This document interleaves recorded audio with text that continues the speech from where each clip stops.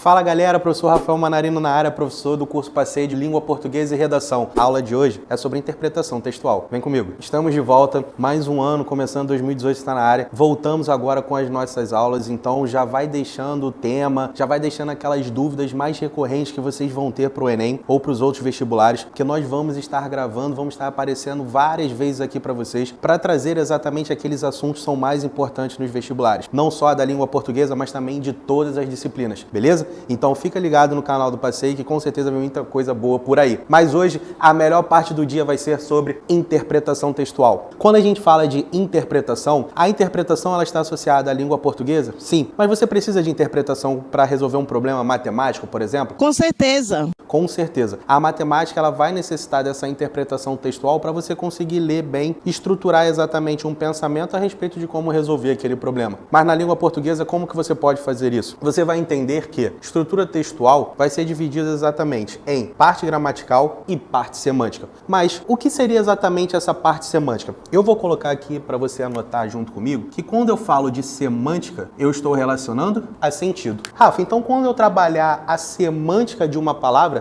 eu estou trabalhando exatamente esse sentido?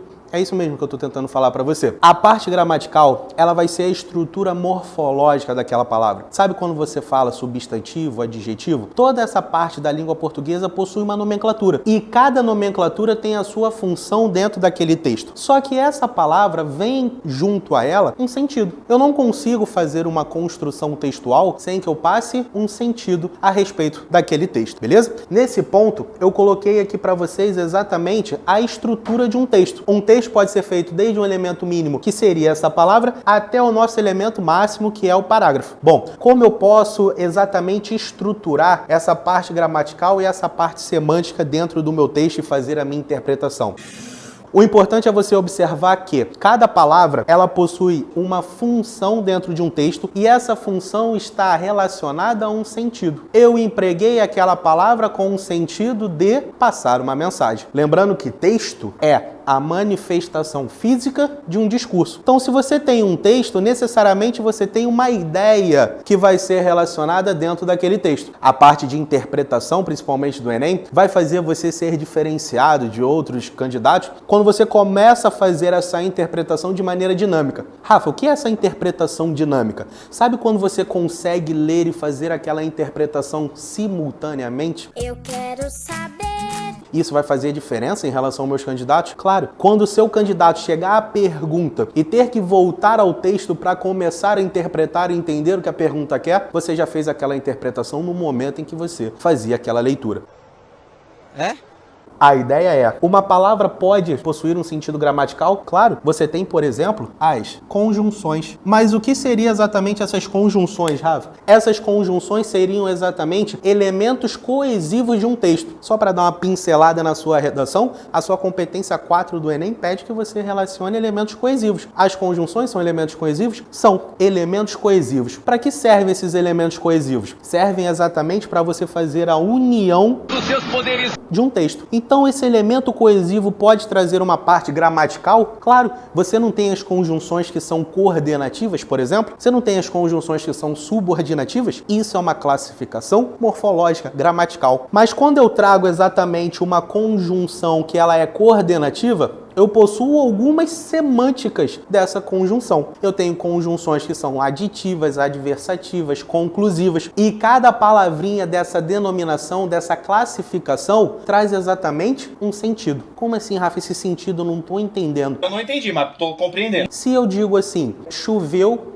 mas fui à praia. Você é louco, cachoeira. Olha essa palavrinha mais. Essa palavrinha mais tem uma parte gramatical. Não possui? Sim. É uma conjunção coordenativa adversativa. Mas qual seria a parte semântica dessa palavra? A parte semântica dessa palavra é exatamente a adversidade. Então, quando você estiver lendo um texto e você pegar, por exemplo, choveu, mas fui à praia, e a questão pedir exatamente qual é a finalidade do uso dessa conjunção, você já entendeu que a finalidade do uso dessa conjunção é indicar uma adversidade que é expressa exatamente pela semântica daquela palavra. Como isso vai fazer a diferença entre você e o seu concorrente? No momento que ele estiver voltando a pergunta para ir ao texto e começar a procurar novamente essa interpretação, você já fez isso, você já interpretou o texto e assim você consegue responder a pergunta rapidamente. ok? Além da palavra, o que seriam exatamente essas orações? Quando nós temos um conjunto de palavras, onde nós temos como núcleo um verbo, nós temos uma oração. Um conjunto de orações também possuem parte gramatical e parte semântica? Claro, você não possui as orações são coordenadas, as orações são subordinadas. Todas essas orações possuem também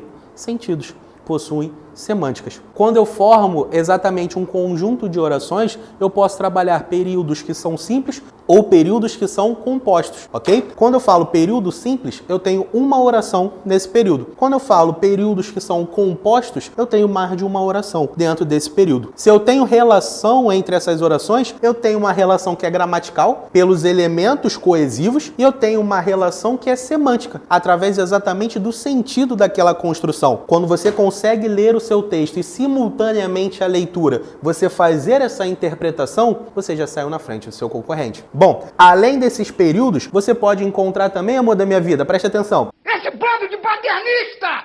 Todos os alunos criados a leite com pera! A ovo maltino! Esse parágrafo. O parágrafo é a estrutura maior de um texto. Rafa, eu consigo ter relação entre parágrafos? Claro, com certeza você já deve ter visto. Qual a relação entre os parágrafos iniciais e de desenvolvimento do texto? Qual a relação entre o parágrafo inicial e os parágrafos de desenvolvimento no texto? Toda essa relação você observa exatamente de uma parte gramatical. Qual foi a conjunção que aquele autor iniciou o parágrafo de desenvolvimento, por exemplo?